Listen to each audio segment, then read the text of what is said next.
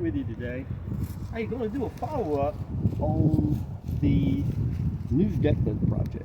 So, got this video photographer here today, and it's a little bit windy, so we're using the secret band, the old white no window secret band, to block a little wind, and hopefully you guys can hear me okay. We're going to walk back to the back of the boat, where in one of the last videos I had a real concern about the stainless steel through-hole fitting that was showing a lot of rust. Well, I've actually been able to get that fitting loose without a lot of fuss. It really surprised me. I'm going to show you how we did it. This video photographer is going to take a picture. I'm going to remove it the rest of the way, and then we'll see what we've got.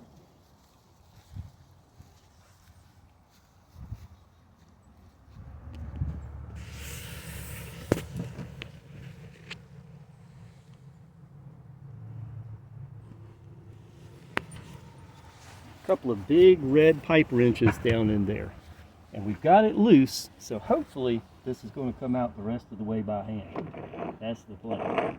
Look at that. So far so good. Aha, that's one wrench.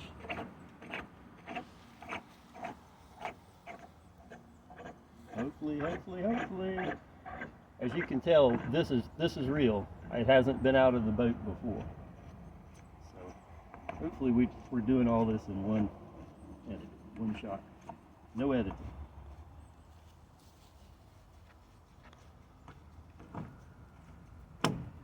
Wow, look at that.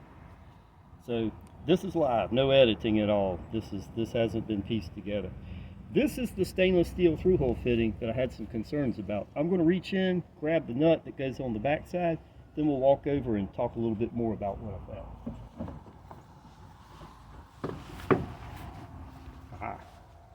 One.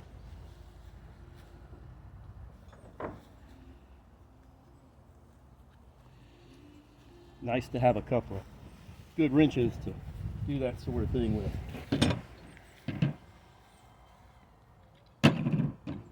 Guys, what I'm seeing here is a stainless steel fitting that still looks like it's in pretty darn good shape to me.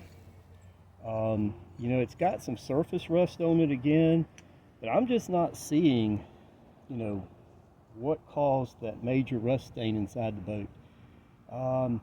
Maybe I'm being over dramatic about it. Maybe it's just some surface rust that accumulated there over the years. Really nothing to worry about. But there again, better to be safe than sorry. So we removed the through-hole fitting. It is stainless steel. We've also removed the line that was connected to the stainless steel fitting. And remember, in the last video we showed you the band clamps such as these. They were in great condition, a little bit of surface rust, kind of like that. Typical of stainless steel, but nothing really major coming apart or degrading. Looks like this line is just a solid vinyl, some type of plastic line. It's corrugated, but there's no metal reinforcements in it whatsoever. It does show a little bit of a crack right there. Maybe I did that pulling it off the fitting. Who knows? Got apparently some type of one-way valve, some type of valve that, you know, lets water out, but maybe doesn't let it back in. This one was connected to a fitting inside the cockpit of the boat. We're going to go up there. This video photographer is going to follow me and come up the ladder, hopefully the wind doesn't mess up this part of it, and kind of show you what I found.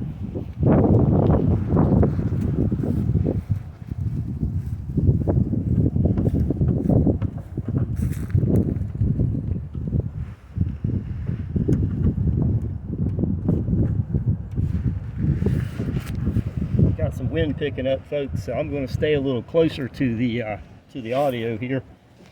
If you look in the very back, you can see the fitting in the cockpit. That's where the other end of this hose connected to. And of course this end connected to the stainless steel fitting that was below the water line. And my concern was, you know, something was coming apart, could possibly create a leak unbeknownst to me when the boat's, you know, tied up at the dock or sitting in the water unattended. Well, still could be the case, so I'm not really sure what to do here.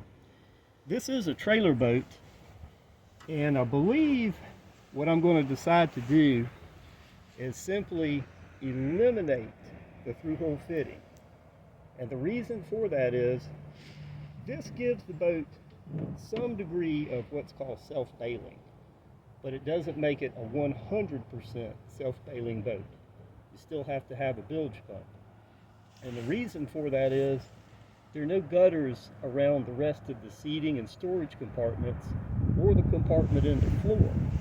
So when rainwater comes in, it's going to go straight down to the bilge, and you got to have a bilge pump. Let's go back and take a look at that real quick.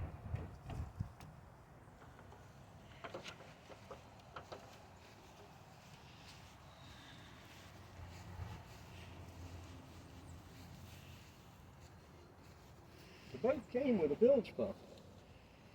This is the bilge pump out of it, and obviously there's a bilge line that runs over here to one of these through-hole fittings. I believe it's this one. And so the bilge pump has an auto switch, and it also has a manual switch. So if you get rainwater that gets into the very bottom of the boat, the very bilge of the boat, you've got to have a way to get it out, especially if the boat's unattended. Well, the boat came with what's called an automatic bilge pump. And what happens with that, we simply would plug this one in, and this is the wire that goes to the manual switch on the dash. This is the wire that goes to the auto switch on the pump. Now, sometimes auto float switches can go bad, and you have to manually be able to test the pump. Old times you could pick up the separate switch with your fingers and make it cut on and off. This is a newer model pump. The float switch is incorporated into it, and it has this little lever here that you can reach in and test to see if your auto switch still works. Test. This bilge pump's working like brand new. No problems here. So guys, my thoughts on it are this. I've got a through-hole fitting that offers some degree of self-bailing, but I still have a boat where water can get to the bilge, specifically like rainwater, if the boat's left unattended. Is this going to offer 100% evacuation of all the water? Probably not. It's a trailer boat.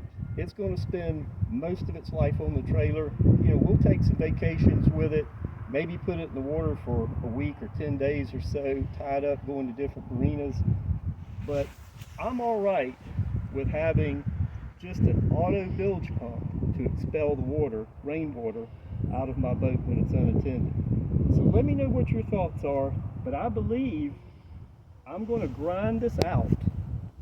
I'm going to grind this area out, and I'm going to fill it in and fiberglass over it. I'm going to eliminate this through-hole fitting because I'm okay with not having a self-bailing feature on a trailer boat. So let me know what your thoughts are. Drop me a line in the comments below. Hey, let me know what you think. Should I keep this fitting and keep some of the self-bailing feature, or should I eliminate it altogether and just rely on batteries and an automatic bilge pump to keep the boat bilge water ejected? Let me know in the thoughts below. Hey, give me a like, give me a subscribe, give me a thumbs up, okay, give me a thumbs down. Hope you like what I'm doing for you, and we'll be back to see you soon.